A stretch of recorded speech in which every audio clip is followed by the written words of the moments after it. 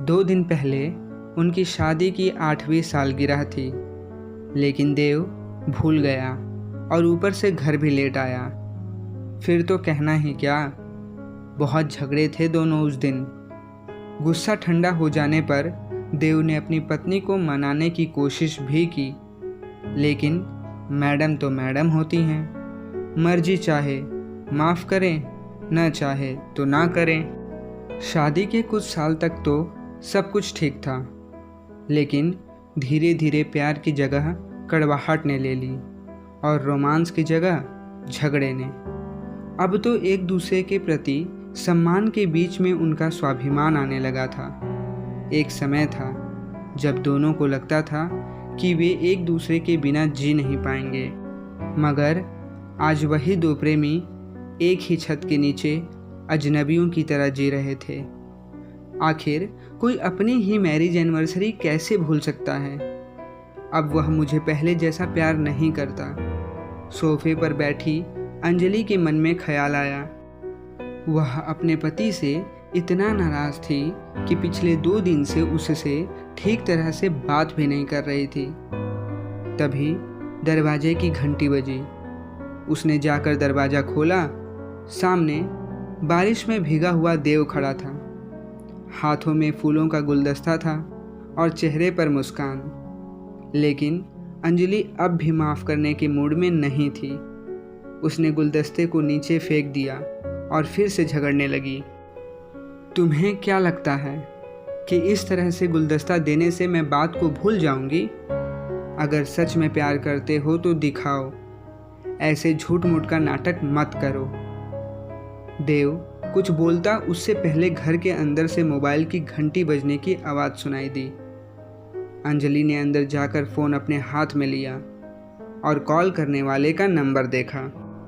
उसे थोड़ा सा आश्चर्य हुआ।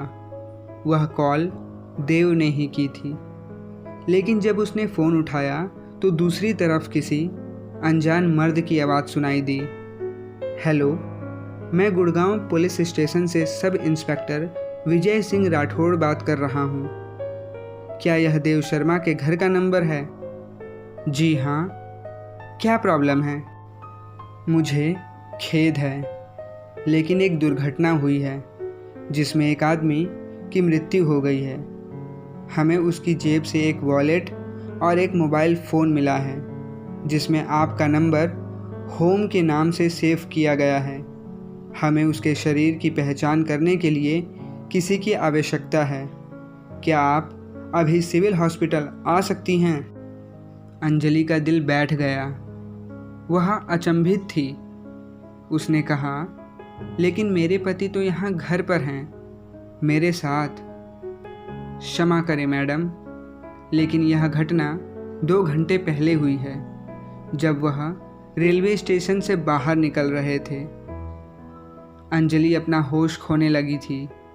यह कैसे हो सकता है? उसने पहले किसी से सुना था कि कभी कभी आत्माएं इस दुनिया को छोड़ने से पहले अपने प्रियजन से मिलने आती हैं।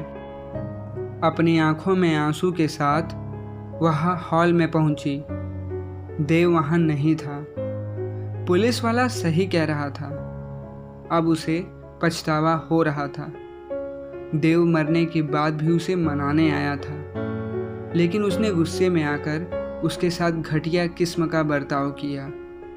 कितनी झल्ली हूँ मैं। वह रोती हुई फर्श पर बैठ गई। उसने अपना मौका खो दिया, हमेशा के लिए। उसे पुराने दिनों की घटनाएं याद आने लगी। वो शादी से पहले की रोमांटिक लव स्टोरी और देव का थिएटर के अंदर सबके सामने शादी के लिए प्रपोज करना। आधी रात को उसके लिए अपने हाथों से मैगी बनाना और अपनी बेसुरी आवाज़ में अरिजीत सिंह के गाने गाना, मानो सब कुछ उसकी आंखों के सामने हो रहा था। अंजलि ने अपनी आंखें बंद कर ली और भगवान से प्रार्थना करने लगी, हे भगवान, बस एक बार मिला दो मुझे उससे, ताकि मैं बता सकूं कि मैं कितना प्यार करती हूँ। तभी अचानक से बाथरूम में से आहट सुनाई दी। दरवाज़ा खुला देव बाहर आया और बोला, स्वीट हार्ट, मैं तुम्हें बताना भूल गया कि आज शाम को ट्रेन से आते वक्त मेरा वॉलेट और मोबाइल चोरी हो गया है। अंजलि दौड़ती हुई उसके पास गई और गले से लिपट गई।